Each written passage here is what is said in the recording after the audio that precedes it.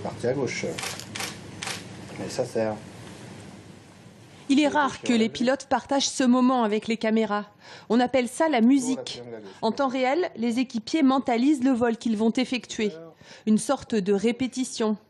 30 minutes plus tard, les pilotes embarquent dans leur avion, leur Epsilon. Il faut savoir qu'il a été conçu pour former les futurs pilotes de chasse de l'armée de l'air. Donc en fait, on peut le considérer comme un véritable petit chasseur qui se rapproche des chasseurs de la Seconde Guerre mondiale. C'est un avion qui fait à peu près 300 chevaux.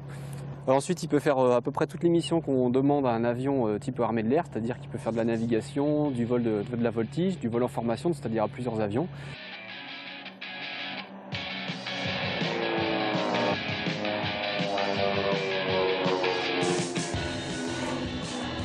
Le show aérien dure une vingtaine de minutes avec cet avion qui peut aller jusqu'à 400 km/h. Durant le vol, les pilotes perdent jusqu'à 2 kg et la pression à bord est de 6 G.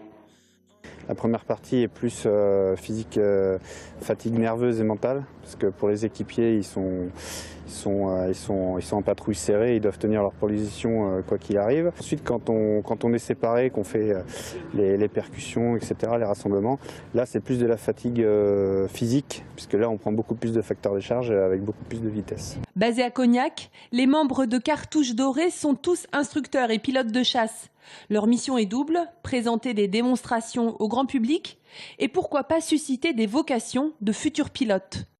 Moi j'ai été un petit garçon comme certains qu'on retrouve aujourd'hui dans le public et je me souviens rêver au meeting devant les présentateurs entre autres de l'armée de l'air. Donc c'était une chance de pouvoir intégrer une patrouille comme ça. Le programme de la patrouille acrobatique est dense, avec plus de 30 démonstrations par an. Dimanche, les pilotes s'élanceront sur la piste de l'aérodrome du Breuil.